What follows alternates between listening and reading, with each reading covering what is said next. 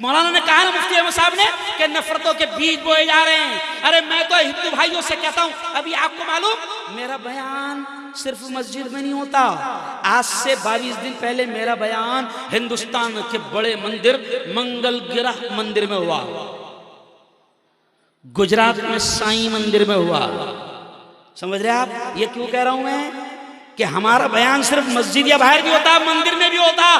तो मैंने हिंदू भाइयों को भी कहा, अगर यहाँ पर हिंदू भाई है तो उनसे भी कहूंगा, अरे ये इतना प्यारा देश है हमारा हिंदुस्तान, इतना प्यारा मुल्क है कि जैसे इकबाल रहमतुल्लाह अलैह ने कहा था ना, सारे जहां से अच्छा हिंदुस्तान हमारा हमारा, सारे जहां से अच्छा हम बुलबुले हैं इसकी, ये गुलसिता हमारा हमारा, सारे जहां से अच्छा।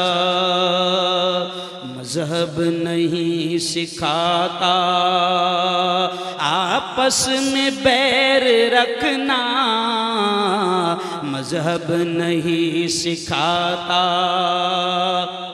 आपस में बैर रखना। हिंदी है हम, हिंदी है हम, हिंदी है हम, वतन है हिंदुस्तान हमारा हमारा, सारे जहां से अच्छा। यानी इकबाल रहमतुल्लाह अलैह कह रहे हैं कि मजहब नहीं सिखाता आपस में बैर रखना। तो मौलाना मैं हिंदू भाइयों से भी कहता हूँ, बौद्ध भाइयों से भी कहता हूँ, ब्राह्मण भाइयों से भी कहता हूँ, जैन भाइयों से भी कहता हूँ कि मजहब तो नफरत नहीं सिखाता। अब अगर कोई धर्म गुरु बनकर आए, वो चाहे टोपी पैजामा पहनकर आए या भगवा लिबास पहनकर आए और नफरतों की बात करे, तो इसका मतलब वो धर्म गुरु नहीं हो सकता, वो पाखंडी होगा। क्यों भाई? क्योंकि मजहब तो नफरत नहीं सिखाता है, मजहब तो प्यार सिखाता है। अब सुनो, हिंदू भाइयों तक मेरी ये पैगाम जाएगा, उन तक वीडियो पहुंचाना। मैं अक्सर कहता हूं मुफ्ती अहमद साहब कि हमारे नबी ने इस प्यारे मुल्क के बारे में क्या कहा था मालूम आपको? 1500 साल पहले हमारे नबी ने कहा था, अजीब जुमला, शायद पहली बार तुम सुनोगे। हमारे नबी ने कहा था इस मुल्क के बारे में कि मुझे हिंद से, ये जुमले पर ध्यान देना, हमारे नबी ने मक्का मदीना में बैठकर क्या कहा था? मुझे हिंद से यानी हिंदुस्तान से ठंडी ठंडी हवाएं आती है, ये कहा था। तो मैं हिंदू मुसलमान दोनों को क्या बोलता हूं मुफ्ती साहब, ए भाई ए चाय नहीं पिलाना बेटा, इसकी वजह से देश बर्बाद हुए।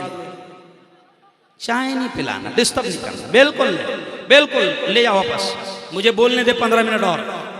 तब सुनिए, चाय की वजह से देश बर्बाद हुआ है, समझ रहे आप? और ये चाय पिला रहे हैं।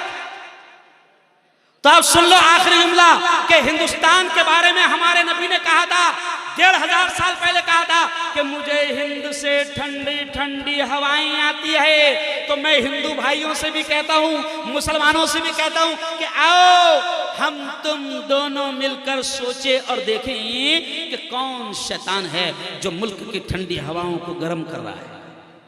क्यों? देखना पड़ेगा ना रतवाए वालों, बिल्कुल ऐसे ही मोहब्बत से रहना। मुफ्ती साहब ने कहा ना, हमारे नबी ने क्या कहा?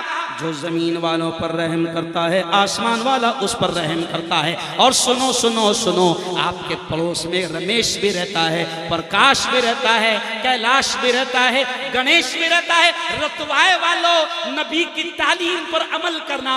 नबी ने फरमाया कि जिसका पड़ोसी उसकी तकलीफों से परेशान हो, अल्लाह उसकी इबादत कबूल नहीं करता। अब सिर्फ पड़ोसी लफ्ज कहा, पड़ोसी में मुसलमान नहीं कहा कि मुसलमान पड़ोसी परेशान हो, नहीं नहीं, नबी ने सिर्फ ओनली पड़ोसी कहा कि जिसका पड़ोसी परेशान हो तो पड़ोसी में कोई भी हो सकता है। अगर सच्चे मुसलमान हो तो अपने हिंदू भाइयों को अपने जबान से भी तकलीफ ना देना, हाथ से भी तकलीफ ना देना, अपने अमल से भी तकलीफ ना देना। यही इस्लाम है, ये तालीम है, ये शिक्षण है। और मैं जवानों से कहूंगा, ये जवान इतने प्यारे प्यारे बैठे, मुफ्ती साहब इतने प्यारे प्यारे जवान बैठे हैं। ओ जवानों, आज मुफ्ती हारून तुमको ये कह के जा रहा है, अब ये जुमले पर ध्यान देना, आज मुफ्ती हारून कह के जा रहा है कि अपने आप को हर किस्म के नशा से दूर रखो, हर किस्म के नशा से। ये जुमला सुने आप कि जवानों, ये वीडियो जाएगी कि मुफ्ती हारून ने रतवाई में, देवास में, मध्य प्रदेश में ये पैगाम दिया। क्या पैगाम? कि मुसलमानों, अपने आप को, जवानों खास तौर से अपने आप को हर किस्म के नशा से दूर रखना, हर किस्म के नशा से दूर रखना। अच्छा, नशा किसको कहते हैं मुफ्ती साहब? इन लोगों के दिमाग में क्या है मालूम मुफ्ती साहब? इनके दिमाग में ये है शराब हराम है, इनके दिमाग में ये बैठा हुआ है। नहीं नहीं, और रतवाए वालों, मैं इतना प्यारा मुफ्ती हूं, मैं आपको बता कर जाता हूं, शराब हराम नहीं है। कितनी खुशी की बात, हिंदुस्तान का पहला मुफ्ती आया जो कहकर जा रहा है शराब हराम। अरे बोलो, शराब हराम नहीं है, शरीयत ने नशे को हराम कहा है। नहीं समझे? क्या हराम है? नशा। शराब के माने अरबी में क्या होते मालूम? अरबी में शराब के माने होते पीना।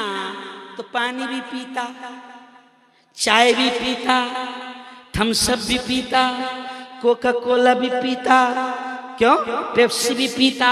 हराम नहीं है, पीना हराम नहीं है, हर वो चीज हराम है जिसमें नशा हो।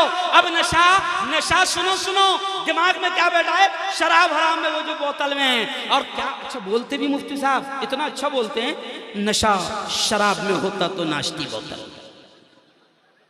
क्या बोलते?